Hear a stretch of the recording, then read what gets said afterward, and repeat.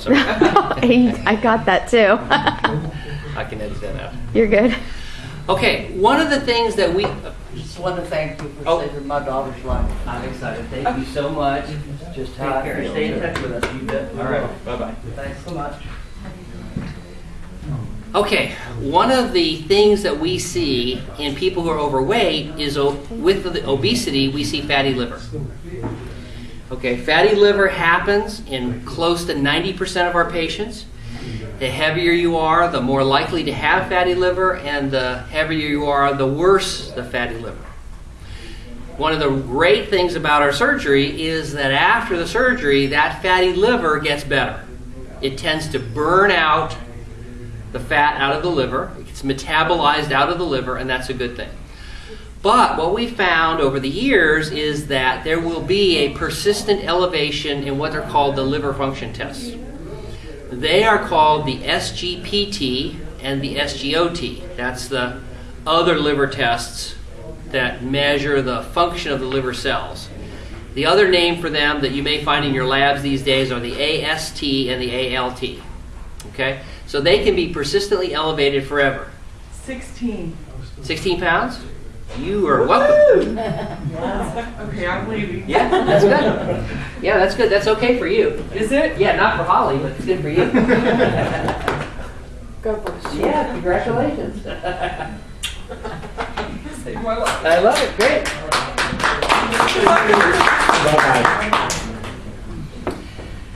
So we find that lots of people have fatty liver. The measurement of liver function tests are the AST and the ALT, or the SGOT and the SGPT, and those tend to be mildly elevated after our surgery in lots of people for a long time. Generally, they're not a big deal, but they do indicate that we need to be careful about other things that can damage the liver, like alcohol and Tylenol, forever. Okay.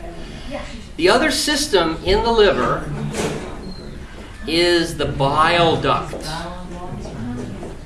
So the liver synthesizes bile from its cells, sends it out into little capillaries, and then out into the bile ducts, into the common bile duct, and into the small bowel at the site called the duodenum. Along the way, there's a little outpouching called the gallbladder. And the body stores up that bile and squirts it out if you eat pizza or fried chicken. And the reason is that bile is a detergent that helps solubilize fatty foods. So if you think of putting a greasy plate in the sink and the greasy bubbles of oil appear on the top, like in the Dawn dishwashing liquid commercial, when you squirt this detergent, Dawn dishwashing liquid, into the sink, you see the oil dissolve. Well, God has fitted us with our own Dawn dishwashing liquid dispenser to dispense the bile detergent and help us digest fat and fat burgers and other greasy meals. Now, one of the problems is when patients lose weight, the bile changes character. Normally the bile is like a kind of slippery, thick detergent, just like you'd feel Dawn dishwashing liquid. But just like can happen in the radiator up there in Chicago when it gets cold, the water in the radiator can thicken and freeze. In the same kind of way, as you lose weight, the character of bile in the bile duct thickens and can form kind of a sludge. If that happens, it partially blocks and plugs up the normal flow of bile and can cause the alkaline phosphatase level to go up.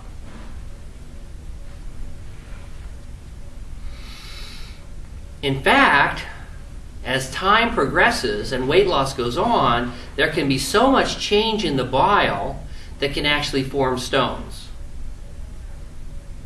So my patients often fall into the hands of doctors who haven't been familiar with the MGB. They will see some changes in these liver function tests, and they'll say, oh, we'll fix this by taking out the gallbladder, and it doesn't fix it. The reason is because the problem is in the bile, in the major bile duct, or the common bile duct, And the solution is we need to get rid of the sludge. If that were true in the Chicago winter, the solution for your radiator would be antifreeze. And it turns out that we can get antifreeze for your common bile duct. And we get it from bears. Bears, it turns out, hibernate for the winter.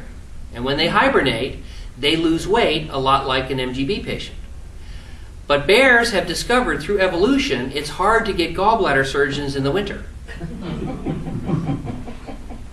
So through evolution, they have developed bile that is less likely to freeze, less likely to form sludge and stones. So we send people out on the most dangerous job, and they sneak up on sleeping bears and stick a needle in their gallbladder and take out bear bile. And then we feed it to our MGB patients. And that bear bile gets into your bile and acts like antifreeze to take care of the sludge. So, I'll tell you about a patient, the nicest woman I've ever met, Wanda Smith from North Carolina. She had pain. She went to see her surgeon at Duke. She didn't call me. She should have called me. And she said to the doctor at Duke, my abdomen hurts over here on the right side. And they said, we'll take your gallbladder out. So they took her gallbladder out. She did fine. She came back to her doctor. She said, thank you very much for taking such good care of me, but I still hurt here. She said, okay, no problem. So they said, we'll have to do a test to look at the bile ducts. So they stuck a needle through the abdomen into the liver to inject x-ray dye to look at the common bile duct. And by mistake, which can happen, they cut a blood vessel and she bled 6 units of blood, had to be in the intensive care unit, finally got better, got out of the intensive care unit, came back to see her doctor, said, I understand these things happen, thank you for taking such good care of me, but I still have that pain. And then she called me. And I said, sludge, common bile duct, Actigol is bear bile, take bear bile, and after a couple of months the pain got better, and after a year she had no more trouble. So we see patients who have elevated alkaline phosphatase. In general, we believe it's sludge in the common bile duct caused because of the weight loss leading to thickening of the bile, and the solution is dilution of that pollution with bile from a bear. So Actigol is also called ursodeoxycholic acid. Ursa is Ursa the bear. So what we recommend is a course of the Actigol like you took after the surgery. And we recommend they take it for a month before the pain will get better and the alkaline phosphatase will change. And then about a year until you stop it. And even if you don't have pain, you might develop pain unless you do this.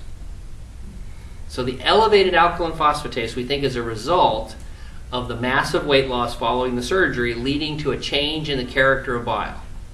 Does that sound clear? Does it help answer that? Mm-hmm. And the solution is bile from a bear. The solution is dilution of the pollution. So that's the Actigol. That's Actigol. Now, if you have, I seem to have a tendency to have bile because I have that gastric, whatever it is that comes up. I still have that prescription from you for the Actigol. Should I try to take that and see if it'll help with that? No. Can we turn off the video and we're going to start a new one?